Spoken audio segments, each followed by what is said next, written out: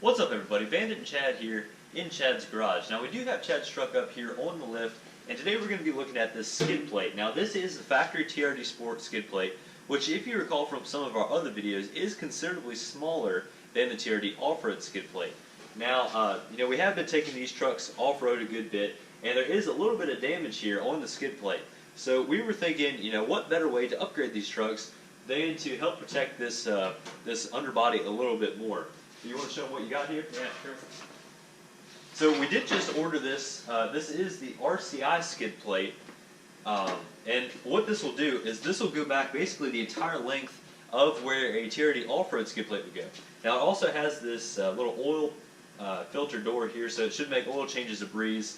And now this isn't the standard steel one, is it? No, this is an upgraded aluminum one, so we won't have to worry about it rusting out or anything on us. Right, and also, this is pretty thick metal, but it should be a good bit lighter than a steel one would be as well.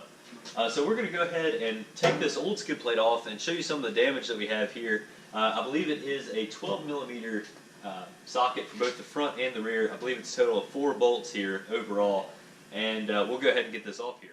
So we do have the skid plate off now and showing the bottom of the engine and everything like that. Now this area before, this cross member here, was not protected by the old skid plate. And as you can see, it does have some scarring where it had likely brushed on some rocks and everything else. Now here on the last skid plate, you can also see some wear here on either side and some minor dents. But this is really what the skid plate's designed for, to protect your undercarriage from getting these dents. But as you can see, here, if we can get the right angle, this is not the thickest skid plate. However, with this one, that's a lot more metal on there. Yeah. This is really not thin at all. This is definitely more beefy, and it's also reinforced here underneath. So it should be a lot stronger and hopefully protect the truck a lot better. As it turns out, in the directions it says that we have to remove these thicker cross member bracket supports here to fit the skid plate properly. So we've already gone ahead and loosened them up, and we're going to drop them.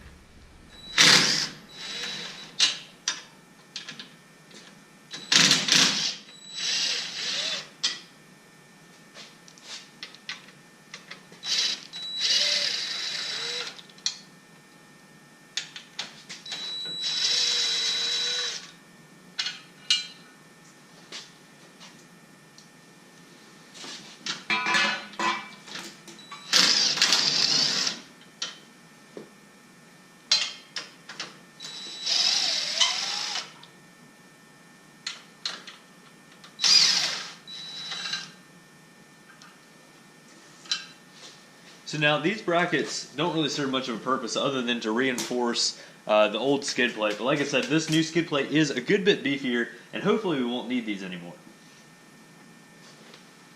While we've got things apart, we're going to clean the surface so it has a clean mating surface for the new skid plate. So now that we have the area all ready to go, we're going to go ahead and lift the skid plate up and put it in place. Now you don't want to tighten each of these bolts as you put them in. You want to kind of leave them loose. That way if you need to adjust the skid plate while it's up there, it should be a little bit easier to do so.